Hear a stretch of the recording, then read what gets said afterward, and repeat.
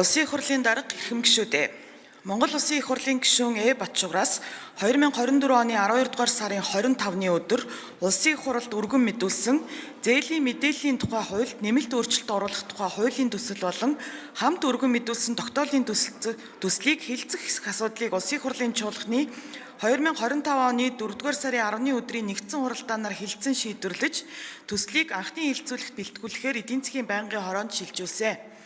Эдийн засгийн байнгын хороо 2025 оны 4-р сарын 22-ны өдрийн хуралдаанаараа дээрх хуулийн төсөл болон хамт өргөн мэдүүлсэн төслийн анхны хэлэлцүүлгийг Монгол Улсын их хурлын чуулганы хуралдааны дэгийн тухай хуулийн 39-р зүйл заасныг баримтлан явуулж дараах санал дүгнэлтийг гарган та бүхэнд танилцуулж байна.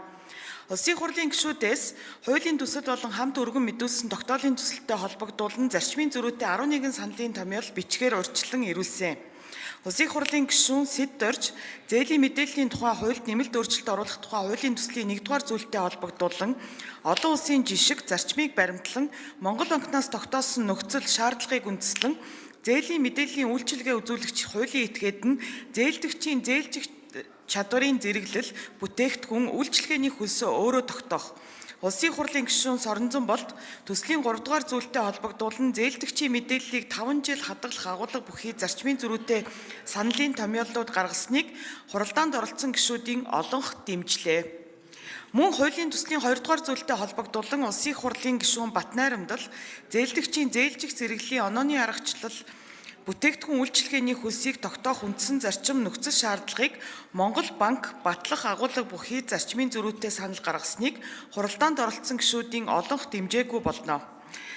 Байнгын хорооны хуралдаанаар хуулийн төслийн хамт өргөн мэдүүлсэн хууль баталсантай холбогдуулан авах зарим арга хэмжээний тухай Улсын их хурлын тогтоолын төслийн анхны хэлэлцүүлгийг явуулах үед Улсын их хурлын гишүүн Батнайрамдал тогтоолын төслийн 2-р зүйлийг зээлдэгчийн зээлжих зэрэглэлийн онооны аргачлал бүтээгдэхүүн үйлчилгээний хөлсийг тогтоох үндсэн зарчим нөхцөл шаардлагыг холбогдох байгууллагуудын үйл ажиллагаанд нэвтрүүлэх арга хэмжээ авч ажиллахыг Монгол банк санхүүгийн зохицуулах хороонд даалгах агуулгаар өөрчлөлт найруулах зарчмын зөрүүтэй саналын томьёолыг гаргасныг хуралдаанд оролцсон гишүүдийн олонх дэмжээ.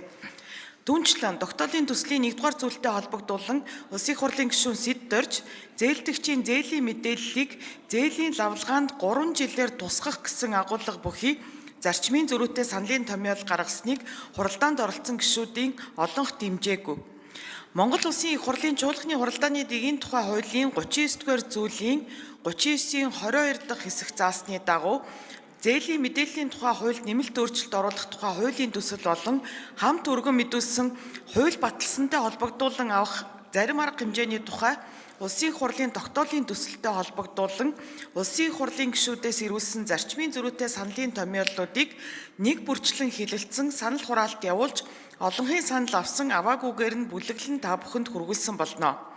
Улсын их хурлын эрхэм гишүүдээ зээлийн мэдээллийн тухай хуульд нэмэлт өөрчлөлт оруулах тухай хуулийн төсөл болон хамт өргөн мэдүүлсэн хууль баталсантай холбогдуулан авах зарим арга хэмжээний тухай Улсын их хурлын тогтоолын төслийн анхны хэлэлцүүлгийг явуулсан талаарх эдийн засгийн байнгын хорооны санал дүгнэлт болон зарчмын зөрүүтэй саналын томьёолуудыг хэлэлцэн шийдвэрлэж өгөхийг та бүхнээс хүсье. Анхаарал тавьсанд баярлалаа.